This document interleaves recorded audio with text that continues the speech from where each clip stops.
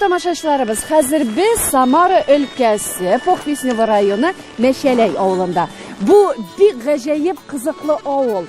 Менә авылның тарихын, аның йөзен белер өчен, әлбәттә, аның кешеләре белән танышырга кирәк. Без авылда туып-үстек.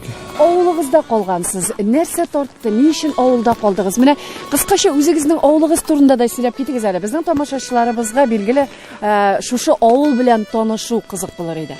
Авылыбызда 4 мәчет, 4 имамыбыз. Әлхәмдүлилләһи раббил аламин. Иншаллах, тырышабыз яшьләрне тартырга. Менә нинди теләкләр телисез яшьләргә, үзегезнең авылдашларыгызга? Нинди булсыннар иде алар? Иң беренче инде шул Аллаһ белән бергә үзен бәләп, яшьтән үк инде иманлы булсалар, иншаллах күрәбез, иман бар кайсы гаиләдә, иман тоталар, дин белән яшиләр, шушы гаиләдә күрәбез, тәртип тә бар, балалар да тәртипле, әтиәниләр дә рәхәттә балаларның ирекләрен күреп яшиләр, шуңа күрә инде бөтен безнең кичебез инде шушы яшьләргә иманны йөрәкләренә салып, Аллаһ юлында булырга тырышабыз инде. Минем бүгенге әңгәмәдәшем Абдулла Хәсәнов та кичкенәдән дини тәрбиядә үскән. Улы Руфил да әтисе үрнәгендә. Безне авыл иманлы, ишлай килешектә иманлы булсын. Каждый выходной, суббота, воскресенье монда маллар белән елдышабыз. Кеше бар, молодежь бар, Аллага шөкер. Сез уку елында инде әлегә. Да, бер классны бетереп, экзамен биреп, Аллага шөкер, поступил в Самарский государственный медицинский университет, стоматологический факультетка. Уйлыймын, ординатурага поступать тергәнне, дальше укырга.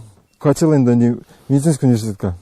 Чтобы медицина булышырга туганнарыма, постоянно вопрослар шундай в плане лечебном. Харда Аллага шөкер сорашалар, кайдар нидер нитәләмәт әлем. Руфил әлегә белем юлында, бәлки киләчәктә дә Радик сыман авылына кайтып төпләнер. Кем белә? Мен монда туып үстем, как бы школда да эшлим монда инде. Яратам мин үземне, Мәчәләйне. Шуңа калдым да инде. Мәшәләй зур авыл, тарихы да бай. Олы Кенәли кушылдыгы Шарла елгасы буенда урнашкан Мәшәләйне 1850 елда Пенза губернасының 9 татар авылыннан күчеп килүчеләр нигезли. Ул бик иркен урнашкан. Аның бер башыннан икенчесенә 3 чакрымлап булыр. Оренбург өлкәсе белән чиктәш, гүзәл табигать кочагындагы авылда шундый сүз йөри. Кайчандыр Габдулла Тукай Уральскийга барганда Мәшәләй аша узган. Аңа мондагы дини, тату авыл халкы бик ошаган. Хәзер авылда Габдулла Тукай урамы бар, шашка футбол ярышлары да аның исеме белән уздырыла. Мәдәният йортында музей әзерлиләр. 2000гә якын халык яши авылда, белгәнемчә. Нәрсә белән шөгыльләнә мондагы халык?